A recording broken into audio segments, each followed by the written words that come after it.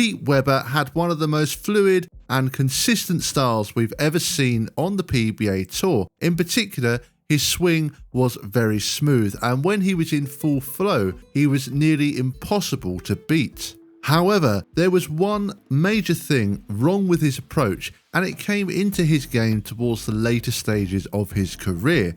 It held him back for some time and took away the fluid style he had developed. In this video, I'm going to look at exactly how his style changed over the years and how it affected his game. Hopefully this will help you to learn about how your body reacts while bowling and how you can stop fighting against your body and begin to work with it. We'll also discuss a lot about pressure and high expectations and how that affects the body, often in subtle ways. We will start at the beginning of his career, and this footage right now is from his first ever win on the PBA Tour in 1982. We can see his style is very raw and nowhere near as refined. It just sort of sums up his whole approach. It's very all over the place in places. His swing is quite different. It's a very high backswing, and there's a lot of movement as he swings the ball up. It's not terrible, but it's just when you compare it to the approach in his prime, it just looks very disjointed overall, and there's definitely some elements that needed a lot of work. If we look at a clip 3 years later, there's definitely improvements. Things are a lot tighter, but it's still not the fluid Pete Weber we all know. The release is more forced, and there's just quite a few elements in there that need to be tightened up still. When we look at clips from the 90s though, there's a lot more improvements that are obvious, and overall it's a lot closer to the style that we saw in his prime. But I want to jump ahead specifically now to the year 2001. This was a very difficult period in his life and bowling career. In 1999, he was serving a suspension for conduct unbecoming a professional. This was related to his drinking problem. However, in 2000, the PBA was bought out, and Weber's antics on TV were seen not as a hindrance to the tour, but a great opportunity to reignite bowling's popularity. So by 2001, he had his career right back on track, and from the 2001 PBA Great Lakes Classic, where he won the title and bowled a 299 game along the way, we can see a very good example of what made him so good. What I want us to focus on is his body language and how fluid he is. As soon as he puts his thumb into the ball, he starts his approach. This is a sign of somebody who is absolutely confident in their game. There is no need to think, it's just get up and go, and it made it look completely effortless. Now, yes, you can see he's feeling pressure, but also he does have that complete confidence in his game, and that's absolutely apparent here. If we look at another clip, a full 6 years later at the 2007 US Open, we see the exact same thing here. He's not thinking, he's just doing. He's already won a title that year, so he's confident, and since 2001, he's picked up several titles, including the US Open.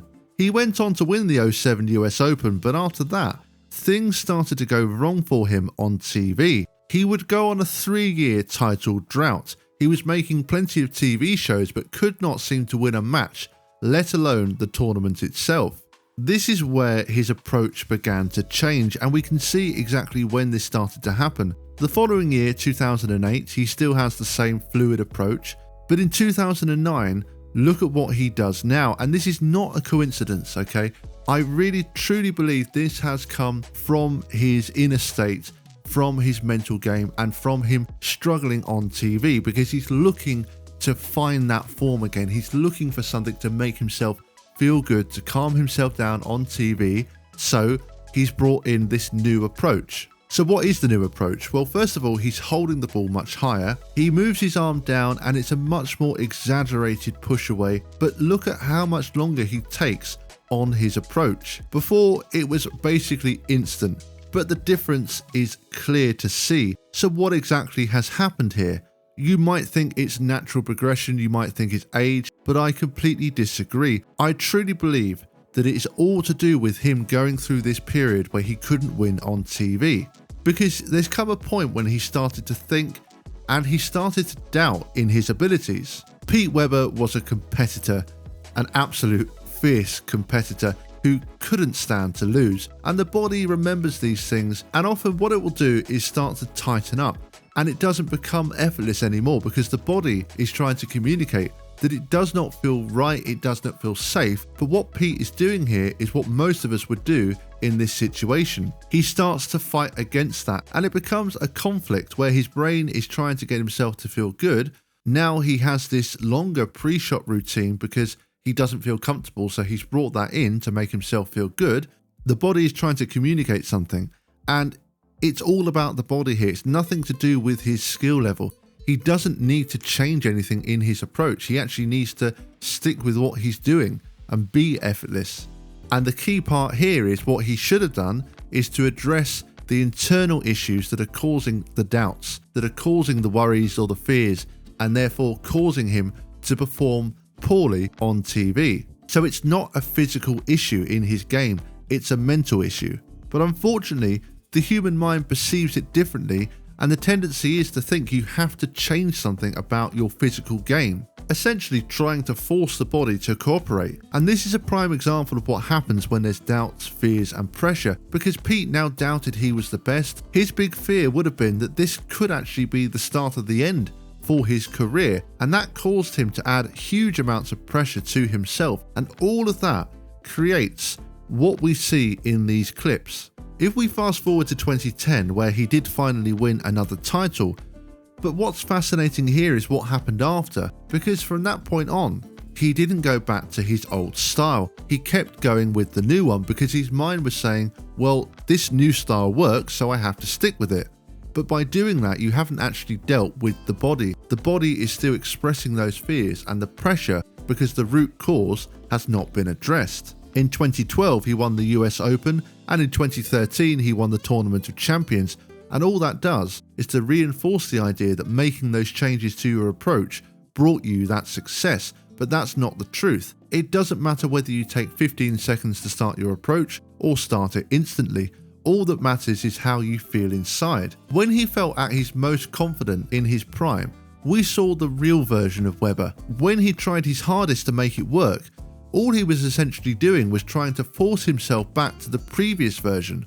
And because that worked eventually, he stuck with it despite the fact the actual root problem, i.e. the fears and doubts, had not been resolved. The body always expresses the internal state, and it's a little thing here, but you can see if you look closely in his face and his jaw, the amount of tension there, the way his hands tap on top of the ball. These are all signs that the body is just essentially expressing the internal issues.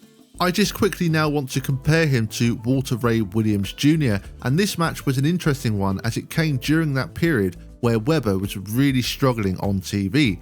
You can see he just looks uncomfortable. He's struggling to throw the ball in the way he wants to. But if you look at Walter, it's a totally different story. He's so calm and confident. He does express emotions such as annoyance or excitement, but it doesn't affect him. He expresses it and moves on, whereas Webber lets bad shots affect him long after they happen. And Walter's demeanour is simply an expression of how he's feeling internally. He's been winning titles, he's feeling confident, and he's also regularly beaten Pete on TV over the years. He's got nothing to fear or anything to prove. But for Webber, it's the opposite. He wants to beat Walter badly and redeem himself for all of those previous losses. But all of that emotion and frustration was completely controlling him and ultimately affecting his performance. So I hope you can see how important it is to work on these skills such as grounding and emotional regulation, and how your mental game really can change your physical game without you even realizing it. You see it in all sports, players going through difficult times and they start searching for ways to get back to their best, which can often lead to changes in their physical game. Sometimes these changes can be beneficial, but often they are unnecessary, and what is far more important is working on your internal state. And working on your internal state and mental game is what will help you get through those difficult periods. And that will bring us to an end of this video. I hope you all enjoyed this one. If you would like to see more of these type of videos breaking down some of the best pros that we've seen over the years, then let me know your suggestions for other players that I should do a similar video for this one. Let me know your thoughts in the comment section below. If you have enjoyed what you've seen here today, I'd really appreciate it if you would hit the subscribe button below so you don't miss any of my future videos. Well, that will do it from me for today, and as always, thank you bowling fans, and see you all next time.